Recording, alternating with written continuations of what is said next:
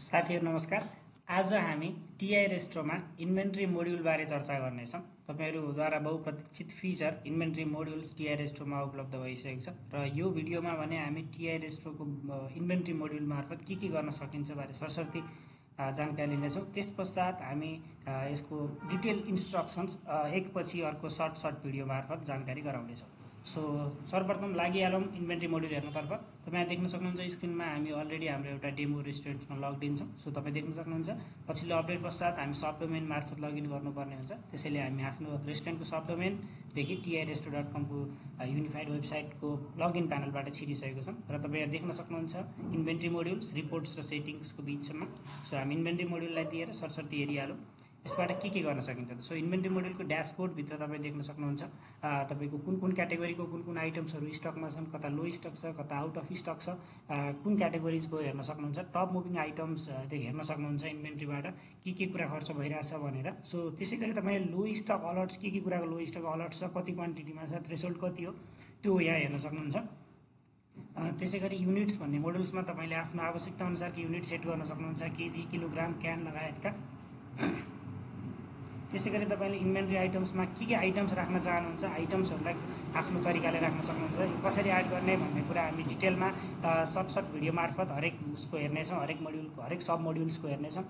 त्यसै गरी तपाईँ इन्भेन्ट्री आइटम क्याटेगोरी मार्फत तपाईँले आइटमको क्याटेगोरिज राख्न सक्नुभयो, कस्तो आइटम हो त्यसको क्याटेगोरी बनाउन सक्नुभयो। त्यसै गरी इन्भेन्ट्री स्टकमा मार्फत तपाईँले के आइटमको स्टक्सहरू चलिरहेको छन् यसको तपाईँले रिपोर्ट्स हेर्न सक्नुभयो। सँगसँगै तपाईँले स्टक इन्ट्री, स्टक आउट वा स्टक एउटा वेयर हाउस वा एउटा ब्रान्चबाट अर्कोमा स्टक ट्रान्सफरको प्रोसेस तपाईँले यहाँबाट गर्न सक्नुभयो। त्यसै गरी तपाईँले इन्भेन्ट्री मुभमेन्ट्सको कुरा पनि सिधै यहाँबाट गर्न सक्नुहुन्छ। त्यसै गरी तपाईँले स्टकको इन्ट्री यहाँबाट मेन्टेन गर्न सक्नुहुन्छ। स्टक इनमा कति भयो, वेस्ट कति भयो, ट्रान्सफर कति भयो, त्यसको रिपोर्ट्स तपाईँले सेक्सन मार्फत हेर्न सक्नुहुन्छ।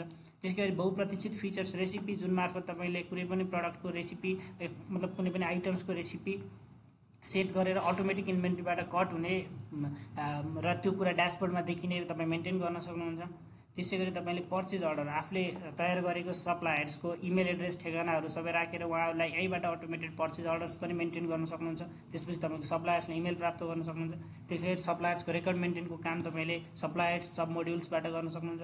त्यसै गरी ओभरअल तपाईँले इन्भेन्ट्रीको रिपोर्ट्स हेर्न सक्नुहुन्छ। त्यसै गरी तपाईँको इन्भेन्ट्रीको मतलब फ्युचरमा हुनसक्ने इन्भेन्ट्रीको फोरकास्टहरू तपाईँले हेर्न सक्नुहुन्छ। COGS रिपोर्ट्स तपाईँले निकाल्न सक्नुहुन्छ।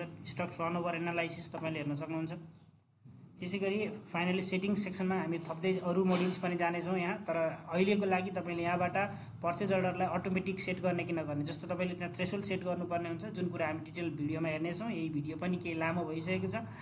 सो तपाईँले यसै गरी अटोमेटिक पर्चेज अर्डर आफ्नो सप्लायरलाई सेन्ड गर्ने कि नगर्ने भन्ने सेटिङमा प्राप्त गर्न सक्नुहुन्छ। सो बेसिकली यिनै कुराहरू कभर गरेर अझ डिटेलमा हामी छोटा भिडियो मार्फत तपाईँहरूलाई इन्भेन्ट्री मोड्युलभित्रका सब मोड्युलबारे जानकारी गराउनेछौँ। सो अहिलेको लागि thank you for staying with us.